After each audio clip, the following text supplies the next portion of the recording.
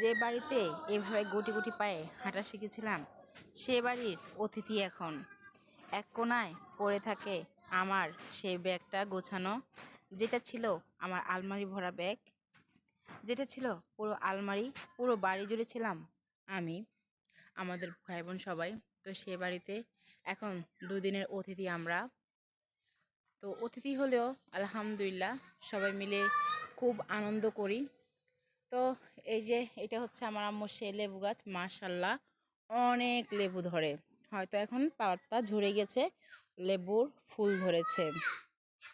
আসলে এটাই বাস্তব, যে বাড়িতে বেড়ে ওঠা, যে বাড়িতে থাকা, যে বাড়িতে একটা সময় হেরে দুলে হাঁটি খেলাধুলা করতাম, সে বাড়িটা এখন অতিথি হয়ে গিয়েছে আমরা। সে বাড়িতে এখন অতিথি আমি। এই যে হচ্ছে আমাদের মেন রাস্তা, এদিক দিয়ে আমরা বাজারে যাওয়া হয়। আর এখানে পাশে একটা মসজিদ আছে, তার পাশে একটা মাদ্রাসা আছে। তো বাড়ি থেকে এটা বেশি দূর না। আর এই যে এটা হচ্ছে রাস্তা, এটা হচ্ছে চাচাদের বাড়িতে যাওয়া। আর এটা কি জানি একটা ফল, এটা পেরে নি আমি, খাওয়া যায়। আরও অনেক কিছু আছে টুকিটাকি, মোটামুটি মাশাল্লাহ নিজেরা খাওয়ার মতো করি। এগুলোকে আমরা বলি বিলাতি ধনিয়া পাতা, জানি না কে কি বলে। তারপর এখানে মাইরা শাক, এই যে এটা বিলাতি ধনিয়া পাতা, এখানে আছে পুদিনা পাতা এগুলো। তারপরে এই যে নানান ধরনের সবজি সবজি আছে, এই যে কুমড়া গাছ আছে, মোটামুটি অনেকগুলোই গাছ।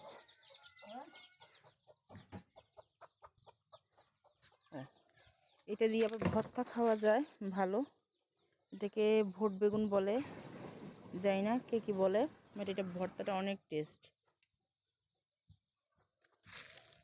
তারপর বাচ্চাদের যেহেতু ঠান্ডা ঠান্ডা না লাগে, আম্মু সেজন্য এখানে তুলসী পাতাও রেখেছে, ঠান্ডা লাগলে যেহেতু তুলসী পাতাটা কাজে আনতে পারে। তো এখানে হচ্ছে তুলসী পাতা আছে। ওই নিচে আবার পুকুর পাড়ে আম্মু সবজি টবজি করছে, পুকুরে পানি অলরেডি কমে গেছে অনেকটা।